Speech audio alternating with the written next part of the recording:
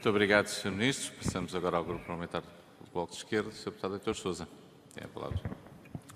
Obrigado, Sr. Presidente. Queria começar por cumprimentar a todos os deputados e deputadas, cumprimentar também o Sr. Ministro e a sua equipa e dizer-lhe, Sr. Ministro, que as notas explicativas que o Sr. Ministro nos forneceu para a preparação desta sessão da discussão do orçamento no capítulo da economia é sinceramente uma desilusão, porque o Sr. Ministro tem uma série de gráficos sobre números, mas por debaixo dos números estão as pessoas. O Sr. Ministro não fala uma única vez das pessoas. E há um conjunto, digamos, de indicadores e de componentes da economia que, não se falando das pessoas, não pode ser ignorada. O Sr. Ministro apresenta, e é verdade que, do ponto de vista dos indicadores macroeconómicos, Portugal tem um comportamento, do ponto de vista dos indicadores macroeconómicos, repito, um comportamento mais favorável do que a média da União Europeia e que, portanto, se pode dizer com propriedade que Portugal está num processo de convergência com a União Europeia. É verdade.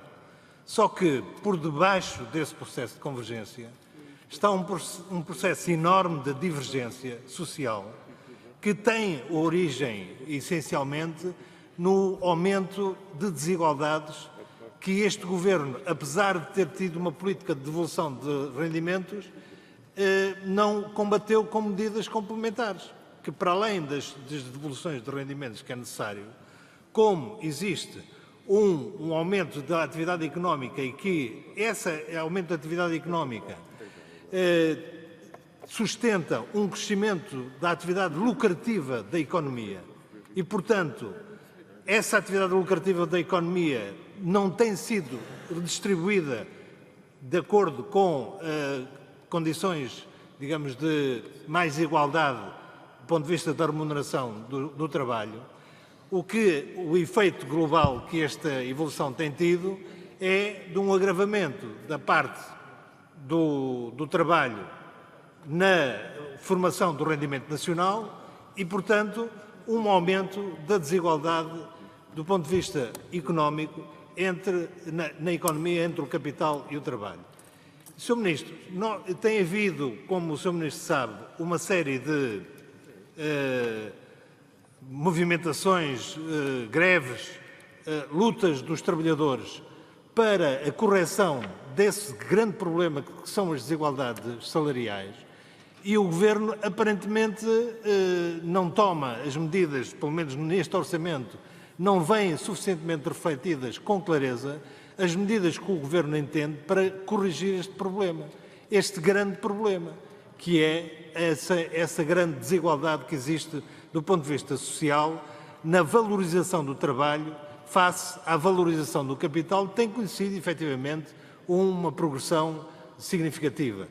Grande parte, por exemplo, do investimento que aparece nas estatísticas é um investimento privado.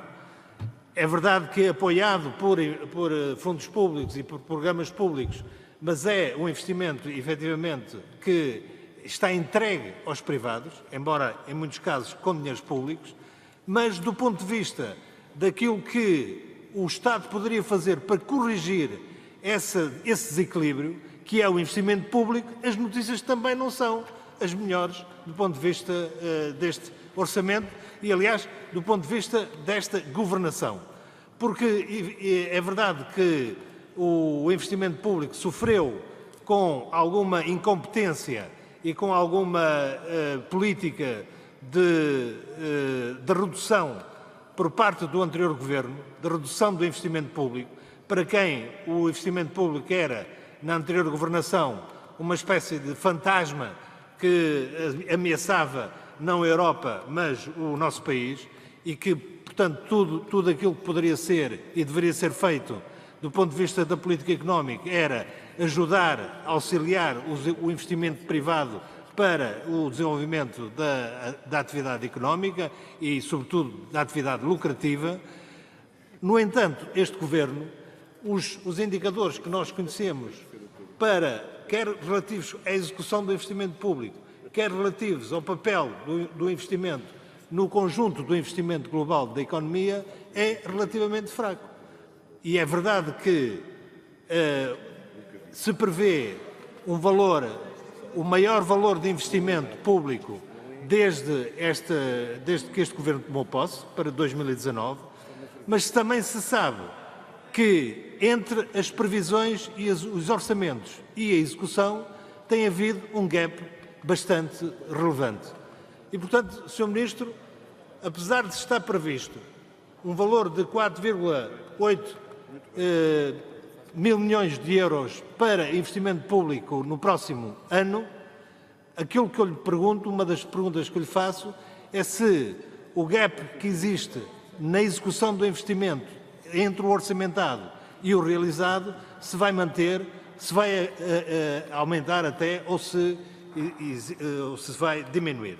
Porque, efetivamente, os riscos dessa não execução do investimento público, na nossa opinião, radicam num fetiche que este Governo tem, mais orientado e mais dirigido pelo Sr. Ministro das Finanças, que é chegar ao próximo ano, com o déficit zero das contas públicas. E, portanto, como o fetiche parece existir e parece condicionar bastante da política económica do Governo, aquilo que eu lhe pergunto também é se acha que a opinião da Comissão Europeia relativamente ao déficit público do próximo ano, que estimam que é o triplo daquilo que o Governo refere como objetivo orçamental de 0,2% do PIB.